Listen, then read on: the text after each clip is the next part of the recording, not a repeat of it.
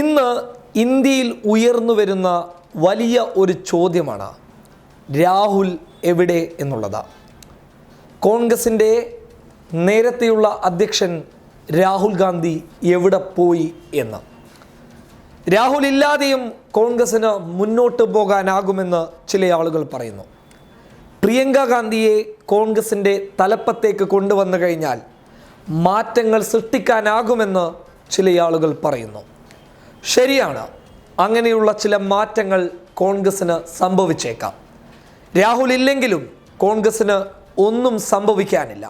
പക്ഷേ രാഹുലിനെ അങ്ങനെ തള്ളിക്കളയാൻ ആരും മുന്നോട്ട് വരരുത്. രാഹുലും കൂടി ഉണ്ടായാൽ കോൺഗ്രസിന് ഒരു ഐശ്വര്യം തന്നെയാണ്. എന്താണ് രാഹുൽ ഗാന്ധി ഇന്ത്യൻ ജനതയോട് ചെയ്തിട്ടുള്ള തെറ്റ്? അല്ലെങ്കിൽ കോൺഗ്രസിൻ്റെ പ്രവർത്തകരോട്, നേതാക്കന്മാരോട് ചെയ്തിട്ടുള്ള തെറ്റ്? നിങ്ങളുടെ ചില നിർണായക നീക്കങ്ങൾക്ക് കൃത്യമായ മറുപടി നൽകിയതാണോ നിങ്ങളെ വേദനിപ്പിക്കുന്നുള്ളത്? അദ്ദേഹം രാവും പകലുമില്ലാതെ കേരളത്തിലും തമിഴ്നാട്ടിലും കർണാടകയിലും മഹാരാഷ്ട്രയിലും ഉത്തരേന്ത്യയിലെ എല്ലായിടങ്ങളിലും തിരഞ്ഞെടുപ്പ് വേദികളിൽ പോയിട്ട് മതേതരത്വം രാജ്യത്ത് പുലരണമെന്ന് പറഞ്ഞ് ആവർത്തിച്ചാവർത്തിച്ച് പ്രസംഗിച്ചതാണോ രാഹുൽ ഗാന്ധി ചെയ്തിട്ടുള്ള തെറ്റ്? എന്തുകൊണ്ടാണ് ഇപ്പോൾ നിങ്ങൾക്ക് രാഹുൽ ഗാന്ധി ഒരു വലിയ ബാധയായി മാറിയിട്ടുള്ളത്? അദ്ദേഹം ഇന്ത്യൻ രാഷ്ട്രീയത്തിൽ മുന്നോട്ട് വെച്ച നയങ്ങൾ അത് എത്രത്തോളം സത്യമാണെന്ന് ഇന്ന് നമുക്ക് മനസ്സിലാകുന്നുണ്ട്. ന്യായ് പദ്ധതിയെ പോലെയുള്ള മഹത്തായ പദ്ധതികൾ അദ്ദേഹം അധികാരത്തിൽ വന്നിരുന്നുവെങ്കിൽ, കോൺഗ്രസ് അദ്ദേഹത്തിലൂടെ അധികാരത്തിൽ വന്നിരുന്നുവെങ്കിൽ ഇന്ന് നടപ്പിലായേനെ, വലിയ മാറ്റങ്ങൾ ഉണ്ടായേനെ. എത്രയോ പാവങ്ങൾക്ക് ദിവസം പട്ടിണി കൂടാതെ ജീവിക്കാൻ നമ്മുടെ രാജ്യത്ത് സാധിച്ചേനെ. നമ്മുടെ ഇന്ത്യ പല മേഖലകളിലും തല ഉയർത്തി നിൽക്കുന്നു എന്ന് പറയുമ്പോൾ പോലും നമ്മുടെ രാജ്യം ഇന്നും പരിപൂർണമായിട്ടും പട്ടിണിയിൽ നിന്ന് മുക്തമായിട്ടില്ല. താൻ അധികാരത്തിലെത്തിക്കഴിഞ്ഞാൽ ആദ്യം കർഷകരോടൊപ്പം തന്നെ രാജ്യത്തെ സാധാരണക്കാരുടെ പ്രശ്നങ്ങളെയും മുഖവിലക്കെടുക്കുമെന്ന് പറഞ്ഞ് മുന്നോട്ട് കൊണ്ടുവന്ന ഒരു മഹത്തായ പദ്ധതിയാണ് ന്യായ്. ആ ന്യായുടെ സൂത്രധാരന്മാരിൽ പലരും ഉണ്ടെങ്കിൽ പോലും അത് മുന്നോട്ട് കൊണ്ടുവരാൻ ആർജവം കാണിച്ചത് രാഹുൽ ഗാന്ധി തന്നെയാണ്. അങ്ങനെ ഇന്ത്യൻ രാഷ്ട്രീയത്തിൽ രാഹുലിനെ ഒന്നുമല്ലാതാക്കാൻ നോക്കുന്ന ചില ആളുകളോട് വ്യക്തമായ ചില ഉത്തരങ്ങൾ പറയാനുണ്ട്. ആ ഉത്തരങ്ങൾ എന്ന് പറയുന്നത്, മഹാരാഷ്ട്രയിലും അതുപോലെ തന്നെ ഹരിയാനയിലും ചെറിയ നേട്ടങ്ങൾ നിങ്ങൾ കൊയ്തെടുത്തപ്പോൾ ആ ഉത്തരങ്ങളെ നിങ്ങൾക്ക് അത്ര പെട്ടെന്നൊന്നും മായ്ക്കാൻ വേണ്ടി സാധിക്കുകയില്ല. രാജസ്ഥാനിലും ഛത്തീസ്ഗഡിലും മധ്യപ്രദേശിലും കോൺഗ്രസ് വിജയക്കൊടി പാറിച്ചത് രാഹുൽ ഗാന്ധിയുടെ മികവ് തന്നെയാണ്. പക്ഷേ ആ മികവ് 2019 ലോക്സഭാ തെരഞ്ഞെടുപ്പിൽ എന്തുകൊണ്ട് കണ്ടില്ല എന്ന് ചോദിച്ചു കഴിഞ്ഞാൽ ചില നീക്കങ്ങളിലൂടെ അദ്ദേഹത്തിന് പിഴവ് സംഭവിക്കുകയായിരുന്നു.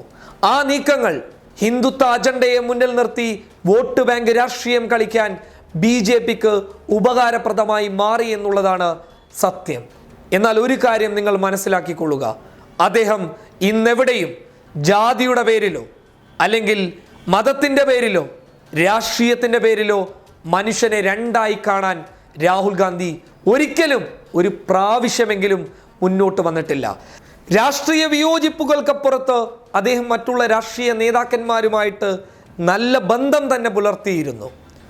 ആരെയും കളവ് പറഞ്ഞുകൊണ്ട് വേദനിപ്പിക്കാൻ അദ്ദേഹം മുന്നോട്ട് വന്നിട്ടില്ല. ആ സത്യസന്ധമായിട്ടുള്ള രാഷ്ട്രീയത്തെ പല നേതാക്കന്മാരും നെഞ്ചിലേറ്റിയിട്ടുണ്ട്. പരാജയപ്പെടുന്നവരെ നോക്കിയിട്ട് പുച്ഛിച്ചു തള്ളുന്ന കപട രാഷ്ട്രീയക്കാരുടെ സ്വഭാവമൊന്നും രാഹുൽ ഗാന്ധിയിൽ ഉണ്ടായിരുന്നില്ല. അതിൻ്റെ ഏറ്റവും വലിയ ഉദാഹരണമായിരുന്നു മധ്യപ്രദേശിലും രാജസ്ഥാനിലും ഛത്തീസ്ഗഡിലും മഹാവിജയം കോൺഗ്രസ് നേടിയപ്പോൾ BJP നല്ല ഭരണം കാഴ്ചവെക്കുന്നുണ്ടെങ്കിൽ, ജനങ്ങളത് സ്വാഗതം ചെയ്യുന്നുണ്ടെങ്കിൽ ഞങ്ങൾക്കൊരു കുഴപ്പവുമില്ല എന്ന് രാഹുൽ ഗാന്ധി പറയാൻ തയ്യാറായതുപോലും അതിനെ മുന്നിൽ നിർത്തി തന്നെയാണ്. പക്ഷേ നിങ്ങൾ മതത്തിൻ്റെ പേരിൽ മനുഷ്യനെ വേട്ടയാടുമ്പോൾ എങ്ങനെയാണ് നിങ്ങളോട് ഞങ്ങൾ അനുകൂല നിലപാടുമായി മുന്നോട്ട് വരുന്നത്? അങ്ങനെ ഇന്ത്യൻ രാഷ്ട്രീയത്തിൽ മതേതരത്വ കാഴ്ചപ്പാടുകളെ മുന്നിൽ നിർത്തി ഹിന്ദുവിനെയും ക്രിസ്ത്യാനിയെയും മുസ്ലിമിനെയും മറ്റുള്ളവരെയും ഒക്കെ തോളോട് തോള് ചേർത്ത് മുന്നോട്ട് പോയ പച്ചയായ നല്ല അടിപൊളി രാഷ്ട്രീയക്കാരൻ തന്നെയാണ് രാഹുൽ ഗാന്ധി. അദ്ദേഹം ചെയ്ത ഒരു തെറ്റ്, അല്ലെങ്കിൽ നിങ്ങൾ കാണുന്ന ഒരു തെറ്റ് എന്ന് പറയുന്നത് കളവ് പറയാൻ അദ്ദേഹം മുന്നോട്ട് വന്നിട്ടില്ല എന്നുള്ളത് തന്നെയാണ്. ആ രീതിയിലുള്ള തെറ്റ് തന്നെയാണ് നിങ്ങൾ അദ്ദേഹത്തിലൂടെ കാണുന്നത്. കാരണം അതൊരു പച്ചയായ മനുഷ്യനാണ്. സത്യസന്ധതയെ മുറുകെ പിടിച്ചുകൊണ്ട് ഇന്ത്യ എന്ന വികാരം പച്ചയായി വിളിച്ചു പറയുമ്പോൾ പോലും മനുഷ്യൻ്റെ വികാരത്തെ നെഞ്ചോട് ചേർത്ത് വെച്ച നല്ല രാഷ്ട്രീയക്കാരനാണ് അദ്ദേഹം. അദ്ദേഹം തിരിച്ചു വന്നു കഴിഞ്ഞാൽ, നിങ്ങളോടൊപ്പം ചേർന്ന് കഴിഞ്ഞാൽ കോൺഗ്രസിന് ഒരു ഐശ്വര്യം തന്നെ ഉണ്ടാകും. അദ്ദേഹത്തിനെ എതിർത്ത് ഇന്ന് സംസാരിക്കുന്ന പല ആളുകളും അദ്ദേഹം ചെയ്ത നല്ല കാര്യങ്ങളെ, കോൺഗ്രസിന് നൽകിയ നേട്ടങ്ങളെ തിരിച്ചറിയാതെ പോകുന്നു എന്നതാണ് വാസ്തവം. News desk public Kerala.